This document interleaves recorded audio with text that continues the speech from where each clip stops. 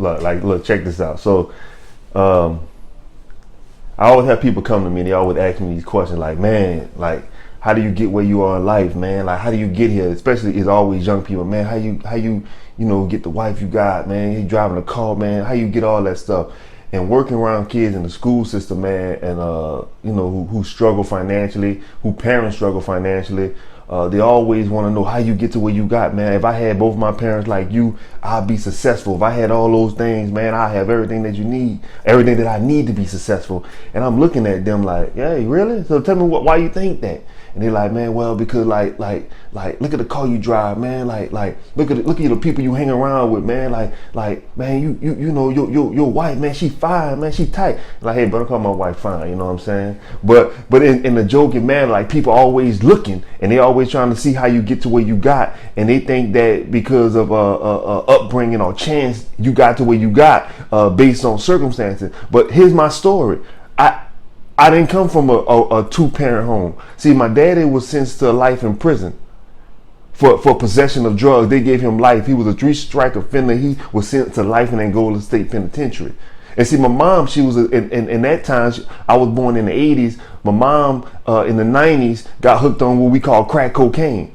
And she was on crack cocaine. She was addicted to drugs. And I'm the oldest of 4 children. So I raised my brothers and sisters while my mom was struggling with drugs. While she was trying to figure out her way in life in her early 20s, her mid-20s rather, I was trying to figure out a way to make sure my brothers and sisters had what they need to be successful. So when people ask me, how do you get where you got? Or how can I get what you got? My answer is, you can take my life, but it's gonna be in shambles.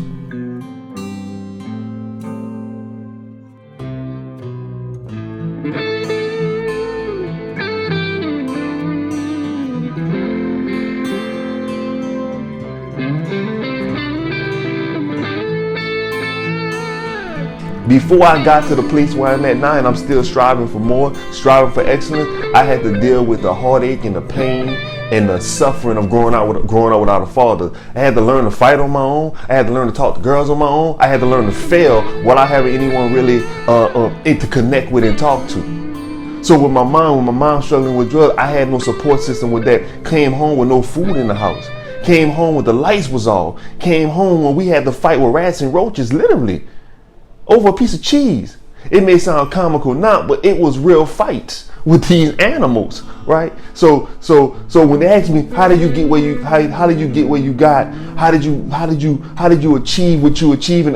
In achieving what happened? Well, I'm gonna tell you what happened. See, one thing, I came in a relationship with God. I developed my faith. So the first thing I got was faith. So when I'm talking to the young cats, young brothers, young sisters, they ask me how. I said the first thing I had to do is get some faith.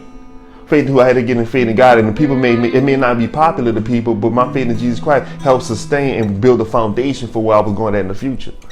So my faith started a process into me moving forward. My faith was the stepping stone to give me stability to endure the hardship of growing up in the hood. I'm talking about in the hood where it was crime, shooting, prostitution, everything was happening around me in a small city called Marrero outside of New Orleans, Louisiana. So people always asking, how did you get through all those heartaches and those barriers and get through those trying times? After I got my faith, I begin to get people begin to come in my life. Strong men, strong women begin to come in my life and begin to cultivate who I am today. And they say, you're a generous person. Not only are you generous, you a kind-hearted person. You're very respectable. Your parents raised you well. Again, my parents wasn't there. See, the first step, once I have my faith established, after that, the first thing I got was the ability from my peers and from my mentor, because I always knew that I become like the people I hang around. So the first thing I do, some of the dudes I hang around the hood with, I saw where they was going, and I really didn't want to go that way. So I had to set some goals. So in setting goals, I was setting goals, and I was just imagining. See, at the time, I didn't know I was setting goals. I didn't know I was setting goals. When I tell young people or anybody that want to listen to my story, I didn't know I was setting goals, but I always thought about the end in mind. When I say thinking about the end in mind, you know what I was thinking about? Someday, I'm not going to be in this hood. Someday, I'm not going to be on welfare. And someday that I'm gonna have my own family and they're not gonna even live like this. That's what I was thinking about. So I was setting goals. So anything that was hindering me from getting to that end, the end of my imagination, because again, I know I was setting goals, I cut it off. I cut people off who wanted to hang out and drink and smoke. I don't want to do that. I saw what they did to my mom and what they did to my dad. I don't want to do that. Anything that will stop me from seeing the end result, I try to cast it down and put it away. But at the time, I did not know it was goal setting. Then the next thing I started to do, when they asked me these questions again, it's not a formula, it's not a system, it's what I did to get where I'm at and where I'm striving to go. After I set the goal, I started putting schedules in place. If anything was consuming my time that was not leading me to where I was going, I had to cut it off. I had to cut the people off. I had to cut the fun off. And yes, I had fun. I did a lot of things all people do. I went out, I drank, I had all those experiences. But if it wasn't leading me to where I was trying to go, it wasn't in my schedule no more. So after I did that, and after I was doing those two things, the next thing I had, the third thing that was important to me, I always had gratitude. Whenever I got a meal, whenever I got a job, whenever somebody helped me pass a test in school, whenever somebody gave me a ride home from football practice or track practice, I always had gratitude. Nobody taught me that gratitude. I was just thankful for everything. Man, gratitude goes a long way. People do more for you when you show a sign of gratefulness. I had a gratitude like no other. I was grateful. I was grateful that my name was Eric Robert. I was grateful that I was the oldest of 4. I was grateful for my friends and my circle. I was grateful for the trials, tribulations, and I was grateful for the victories. I was always shown compassion and mercy by others, and I always appreciate that. I always displayed that back. But I had some battles with that, because a lot of ways growing up in the hood, it makes you selfish, and I was selfish on a lot of areas of my life. I played selfish ball. I was selfish with food. I was selfish with things. It's kind of oxymoron when you're selfish and you're grateful at the same time. But being selfish shut a lot of doors, because I wasn't ready to release the gifts and talents that I have with the world, because I wanted to myself and I was trying to figure out a way how I get paid off it. But the moment I decided to break selfishness, because my foundation, remember, is my faith. And you can't be a person full of faith and be selfish. So the moment I decided to break all the selfishness, the way I broke it, you know how I broke it? My faith told me I need to give. So give not only finances, but give in my time, give in my effort, give extra. So I started to give. See, that helps me to release all the selfishness, because you cannot be selfish and serve others at the same time. You can't. You can do it for a little while, but you can't go to children's hospital and sit down with kids and still have selfishness in you. You can't go to a homeless shelter and feed people and still be selfish. You gotta have the gratitude. And the last thing I had was solitude. You know what that means? Certitude. I'm sorry, not solitude. See, again, I had a little slurred speech growing up in the hood. I was on the 3rd grade level in college, and I had to work hard to get past that barrier of the 3rd grade level to achieve a certain amount of education. Now, see this thing called certitude? Certitude is that I knew, it's without a doubt, it's assurance that I knew I was going to make it out the hood. I didn't know how. I didn't know what was going to take place. I thought I was going to go pro, play professional ball, NFL, all that stuff. But that didn't happen. But see, that certitude, I just knew from the first thing I said, from the goal, I don't know how, but I ain't going to die in this hood. And whatever I do, I'm going to grind. I'm going to put in that grit. I'm going to put in that work, and I'm going to get out. And when I get out, I'm going to get my mom out. And know my daddy got a life sentence, I'm going to get my daddy out. And I know my brothers and sisters, they watching me, I'm not going to let them down. So I had put in that work, and that certitude said it's going to happen. I'm going to just keep working till it happens. I got turned down after job, career after career, promotion after promotion. It didn't stop my grit. I wrote a book called Letter to My Son. And my son will know these things. He will know where I came from and what I endured and what I'm enduring. He will see my failures and my success. See, my mission in life is to be a father to the fatherless. Because see, my mom, my dad, they wasn't there because of choices and things happen. But I got good news. Because of the certitude, because of the vision, the focus, and most important thing, the foundation of my faith. Here's what happened. Mama got off drugs. You know how she got off drugs? As I continued with the foundation of my faith, praying for my mama, I was mad, I was angry, I was bitter toward her. But see, because of my faith, that's not the way. I looked my mom in the eye and said, Mom, no matter what, I love you. So see, the first thing, the goal was, I didn't know these was goals. This is the stuff that I used in my life. I didn't know these was goals. I had an end in mind of my mama being off drugs. So every day, instead of me coming down on her, I used to tell her that I love her and that I'm proud of her and she gonna beat this. Yes, I mixed that with my faith and I say, you know what? I'm praying for you every day and you gonna beat this. You gonna beat this, mama. She said, son, I know it's just hard. Ain't nothing too hard for God. You gonna beat this.